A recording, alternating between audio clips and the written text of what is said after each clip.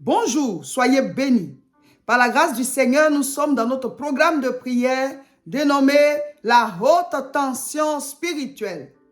Ce sont des prières intenses et puissantes où on n'est pas en jeûne. Le jeûne, ce sera en janvier, du lundi 6 au dimanche 26 janvier, 21 jours de jeûne et prière de 6h à 18h. Voilà, pour tous ceux qui voudront le faire avec nous. Vous pourrez faire le programme du jeûne. Si vous ne pouvez pas jeûner, vous ne jeûnez pas.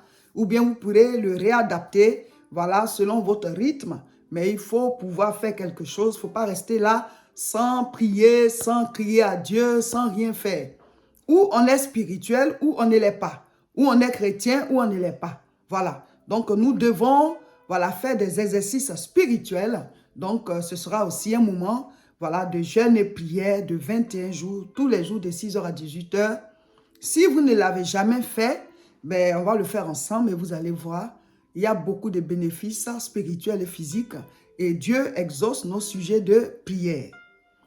Dans notre programme de haute tension spirituelle, le thème est les différents noms de Dieu ou les différentes appellations de Dieu. La haute tension spirituelle 2024-2025, le thème c'est les différents noms de Dieu ou les différentes appellations de Dieu. Donc, chaque semaine, nous voyons 3 appellations. La semaine passée, nous avons vu, il y avait Jireh, il y avait Rapha, il y avait Nissi. Cette semaine, qui est la 4e semaine, nous allons aussi voir 3 appellations. L'appellation, le nom de Dieu que nous allons voir aujourd'hui, c'est Yahvé M'Kadesh. Yahvé M'Kadesh. M apostrophe Kadesh. Ou bien Jéhovah M'Kadesh. Ou bien Jéhovah M'Kadesh. Yahvé M'Kadesh ou bien Jéhovah M'Kadesh. Alors, ce sont des mots qui ne sont pas en français. Ce ne sont pas des appellations en français. Donc, dans la Bible, tu ne vas pas trouver en général ces noms-là. Parce que à chaque fois qu'il y a ces appellations, les traducteurs ont enlevé ces mots et ils ont traduit en français. Donc, ce sont ces appellations-là que nous sommes en train de voir. Aujourd'hui, on voit Yahvé M'Kadesh ou bien Jéhovah M'Kadesh. M apostrophe Kadesh. M'Kadesh. Alors, Yahvé M'Kadesh ou bien Jéhovah M'Kadesh, qu'est-ce que ça signifie? M'Kadesh signifie quoi? Ça veut dire celui qui nous sanctifie ou bien celui qui me sanctifie. Donc, Jéhovah M'Kadesh ou bien Yahvé M'Kadesh, c'est l'Éternel qui nous sanctifie. On a déjà dit que Jéhovah ou Yahvé, c'est le nom de Dieu. Et Dieu, son appellation là, c'est l'Éternel. Alléluia. Et c'est ça qui est Yahvé. Ou bien Jéhovah. Ça veut dire l'Éternel. Donc, Yahvé M'Kadesh, c'est l'Éternel qui me sanctifie. Jéhovah M'Kadesh, l'Éternel qui me sanctifie. Ou bien, l'Éternel qui nous sanctifie. Quand lui-même Dieu, il veut s'appeler M'Kadesh, il dit, je suis l'Éternel qui vous sanctifie. Ou bien, s'il veut s'adresser à toi personnellement, il va dire, je suis l'Éternel qui te sanctifie. M'Kadesh. Alléluia. On est en train de découvrir beaucoup de choses qui nous envoient dans des dimensions dans notre relation avec Dieu. Nous sommes en train d'aller en eau profonde. M'Kadesh. Dieu est celui qui te sanctifie. L'Éternel est celui-là qui nous rend saints. On va d'abord lire les versets bibliques où il y a Yahvé M'Kadesh. Mais comme je l'ai dit, ils ont remplacé dans des... Voilà, ils ont traduit en français. Mais on va quand même voir les versets où c'est écrit. Lisons. Lévitique 20 au verset 8. Vous observerez mes lois et vous les mettrez en pratique. Je suis l'Éternel qui vous sanctifie. Je suis l'Éternel qui vous sanctifie. Donc, Dieu lui-même, il se présente comme l'Éternel qui nous sanctifie.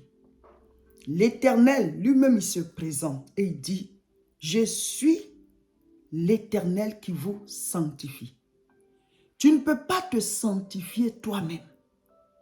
C'est Dieu qui te sanctifie. Mais il ne peut pas t'obliger ou te sanctifier. C'est à toi de l'accepter. Et alors, il te sanctifie. Ici, quand Dieu leur parlait, c'était avant l'avènement de Jésus-Christ. Jésus-Christ est l'agneau qui expie nos péchés. Il est l'agneau qui purifie nos péchés. Il n'était pas encore venu, Dieu n'était pas encore venu sous la forme humaine. L'agneau n'avait pas encore été immolé sur la terre. Donc, le Seigneur avait donné des rituels que les gens devaient faire en attendant que le Messie ne vienne pour expier nos péchés. Il y a des choses qu'ils devaient faire et les renouveler chaque année. Donc, ils devaient observer certaines choses. Ils avaient des lois, des choses à observer pour que Dieu les sanctifie. Parce que Dieu étant saint, tout ce qui n'est pas saint n'a pas droit à la présence de Dieu. Donc, pour qu'il puisse parler avec eux, pour qu'il puisse être son peuple, il fallait qu'il les sanctifie lui-même. Donc, le Seigneur est celui-là qui nous sanctifie. On va lire encore un autre verset. Exode 31, verset 13. Parle aux enfants d'Israël et dis-leur, vous ne manquerez pas d'observer mes sabbats, car ce sera entre moi et vous et parmi vos descendants un signe auquel on connaîtra que je suis l'Éternel qui vous sanctifie. Donc, Dieu leur donne des recommandations, des règles à respecter. Parce qu'il est l'Éternel qui les sanctifie. Donc, ce n'est pas nous-mêmes qui nous sanctifions. C'est Dieu qui nous sanctifie. Mais il y a des actes que nous, on doit poser pour que Dieu nous sanctifie. Dieu ne peut pas te sanctifier comme ça. Tu dois accepter. Et le fait d'accepter là, c'est de poser certains actes qui permettent à Dieu de te rendre saint. Quand on dit Dieu te sanctifie, ça ne veut pas dire que tu es saint comme Dieu. Personne n'est saint comme Dieu. Mais lui, Dieu, il te lave afin que tu sois admissible dans sa présence. Afin que tu sois acceptable dans sa présence. Maintenant, quand il te lave, quand il te sanctifie, il y a des recommandations qu'il te donne. Ne fais plus telle chose, ne vis plus de telle manière, comporte-toi comme ci, comme ça. Parce que je suis l'Éternel qui te sanctifie. Je te rends saint comme moi. Tu n'es pas saint toi-même. Mais moi, l'Éternel, je te sanctifie. Donc eux, ils avaient des règles à respecter et ils avaient des sacrifices à faire chaque année. Et la Bible dit, ces sacrifices-là, on devait les renouveler chaque année dans le temple pour le pardon des péchés du peuple. Et Dieu leur avait donné d'autres recommandations telles que le sabbat. Ils devaient respecter ce jour-là où Dieu dit, j'ai travaillé 6 jours et le 7e jour, je me suis reposé. Donc le 7e jour, ça doit être un jour d'adoration, un jour où vous laissez votre travail, où vous consacrez ce jour-là à moi. Parce que l'Éternel que je suis, c'est moi qui vous sanctifie. Donc sanctifiez mon sabbat. Quand Jésus-Christ est venu, même le jour du sabbat, il guérissait les malades. Et donc les religieux le combattaient pour dire, mais pourquoi tu guéris des malades le jour du sabbat alors que le jour du sabbat, on ne doit pas travailler? Donc, il n'était pas venu combattre le sabbat, mais c'était pour dire que ce qui se faisait avant que lui ne vienne, c'était des rituels, des rites que le Seigneur, Dieu Tout-Puissant, avait instaurés pour que les gens le fassent chaque fois jusqu'à ce qu'il vienne. Donc, ils devaient se sanctifier en posant certains actes et Dieu allait agréer leur vie et les sanctifier. Mais maintenant que lui, Jésus-Christ, il est venu, on n'a plus besoin de faire tous ces rituels-là. On n'a plus besoin de suivre toutes ces recommandations. Parce que lui, il a payé pour nous. Maintenant, ce qu'il a payé pour nous, ça nous sanctifie. Et ça met l'Esprit de Dieu en nous. Maintenant que tu as été sanctifié, quand tu acceptes Jésus-Christ, tu es sanctifié. Mais tu as été sanctifié dans tes pensées, en esprit. Mais il dit, l'heure est venue où ceux qui adorent Dieu doivent l'adorer en esprit et en vérité. Maintenant, nous devons adorer Dieu en esprit et en vérité. Donc, si tu as été sanctifié en esprit, tu dois maintenant le manifester en vérité. Ton comportement, ce qui sort de toi, tes paroles, tes actes, tout ça doivent montrer que tu as été sanctifié en esprit. Dieu t'a rendu saint. Donc, ça doit couler chaque jour maintenant.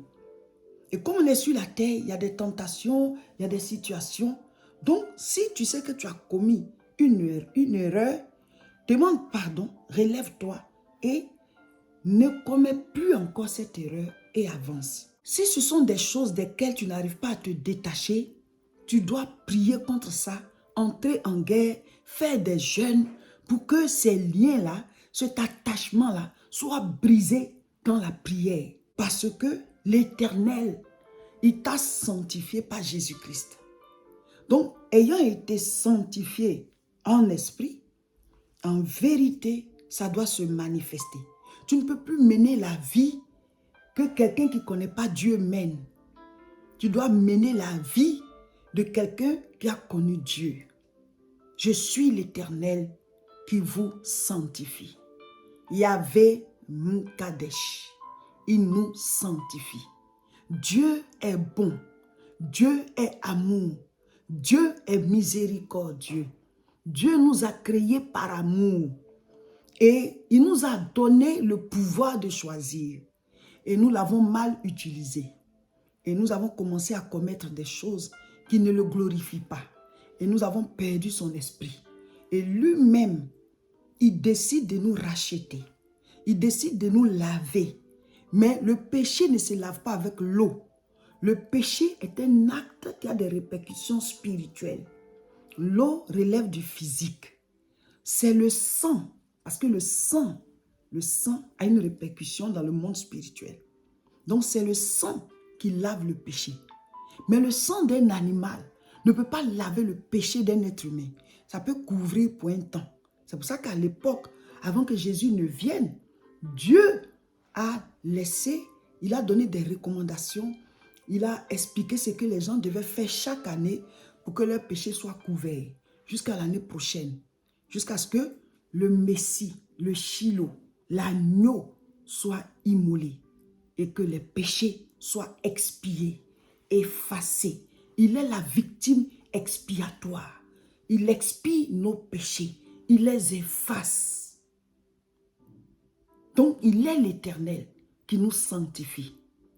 Si tu as commis quelque chose et puis ton esprit t'accuse, Dieu ne nous dit pas d'aller faire exprès pour commettre des choses.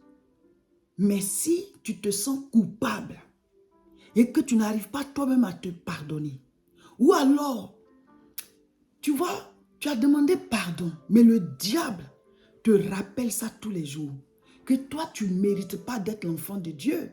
Tu ne mérites pas sa présence. Invoque Yahvé Mkadesh, l'Éternel qui me sanctifie. C'est Dieu qui me sanctifie. Satan, tu m'accuses, mais mon Dieu s'appelle Yahvé Mkadesh. Satan, tu me rappelles mes erreurs, tu me rappelles mes péchés, mais mon Dieu s'appelle l'Éternel qui me sanctifie. Il dit, je suis l'Éternel qui vous sanctifie. J'ai donné ma vie à Dieu. Il me rend saint. Il est Yahvé Mkadesh. Il est Jéhovah Mkadesh. Mes péchés sont effacés par le sacrifice de Jésus-Christ. Donc avant, Dieu avait donné des rituels que les gens devaient faire chaque année pour que leur péché soit couvert. Et maintenant, Jésus-Christ a déjà payé. Donc, nos péchés ne sont plus couverts, ils sont effacés. Donc, ce qui leur avait donné comme recommandation pour que chaque année leurs péchés soient couverts, c'était la manière dont Dieu les sanctifiait avant.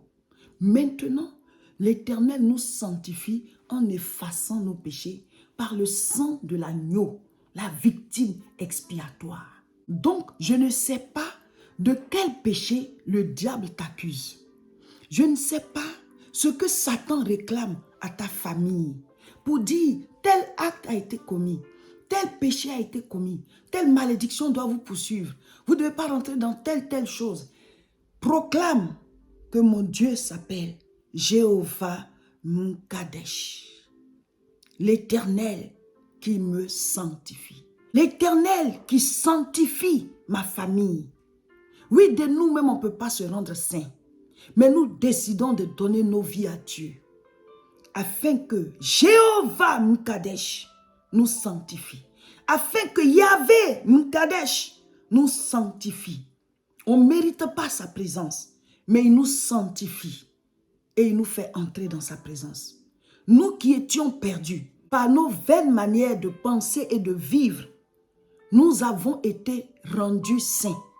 Nous avons été sanctifiés en acceptant Jésus-Christ par la dimension Yahvé M'Kadesh de Dieu. Satan, tu n'as plus aucun pouvoir. L'acte dont les ordonnances nous condamnaient, Christ l'a effacé. Dieu a manifesté sa dimension, son nom M'Kadesh à travers Jésus-Christ. Il est l'Éternel qui nous sanctifie. Même si nos péchés sont noirs comme le cramoisi, ils deviendront blancs comme la neige. Si on se répand et qu'on invoque le sang de Jésus-Christ sur nos vies. Car il est l'Éternel qui nous sanctifie. Yahvé M'Kadesh. C'est puissant. Satan va te dire, tu n'es pas digne d'être un enfant de Dieu. Dis Yahvé M'Kadesh. Je ne vous dis pas d'aller vivre comme vous voulez. Ça dit faire exprès pour vivre dans des choses. Dieu voit nos cœurs et il connaît nos pensées. Mais si il t'est arrivé de faire des choses, et puis aujourd'hui, Satan veut utiliser ça, ou bien il utilise ça contre toi, invoque la dimension M'Kadesh de Dieu. Il est l'Éternel qui nous sanctifie. Satan va te trouver coupable, mais l'Éternel te sanctifie. Il te rend digne de sa présence. Il te rend digne d'être son enfant. Yahvé M'Kadesh, l'Éternel qui nous sanctifie. Il dit, je suis l'Éternel qui vous sanctifie. On est quoi? On n'est rien. On est faible. Mais quand on s'accroche à lui, on est fort. On n'est rien, mais en lui, on est puissant. On est sale, mais en lui, on est purifié, lavé. Yahvé M'Kadesh. Yahvé M'Kadesh. Le Dieu qui me sanctifie, qui sanctifie ma maison, qui sanctifie mes enfants, qui sanctifie mes parents. Je ne sais pas ce qui a été commis par un de vos enfants, qui peut-être peut attirer le malheur ou bien des problèmes dans sa vie. Je ne sais pas ce qui a été commis par votre frère, votre soeur. Un grand péché, invoquez Yahvé M'Kadesh. Toujours au nom de Jésus. Seigneur, c'est toi qui nous sanctifies. Au nom de Jésus-Christ, sanctifie telle personne. Donne-lui de prendre conscience de son péché et que la personne vienne à toi. Que ta parole soit dans leur vie. Notre Père qui est aux cieux, que ton nom soit sanctifié. Yahvé M'Kadesh. Que ton nom soit sanctifié et que tu nous sanctifies. Alléluia. Satan te réclame. Satan veut t'habiller en haillon. Il veut t'enlever ton vêtement de gloire. Il veut que tu te vois nu. Tu dis oui, Je reconnais que j'ai fait ci, j'ai fait ça. Aujourd'hui, je vais changer de vie. Au nom de Jésus, Yahvé M'Kadesh, sanctifie-moi. Alléluia. Dieu est bon. Je suis l'Éternel qui vous sanctifie. Yahvé M'Kadesh. C'est puissant. 1 Jean chapitre 2, verset 2. Il est lui-même une victime expiatoire pour nos péchés. Non seulement pour les nôtres, mais aussi pour ceux du monde entier.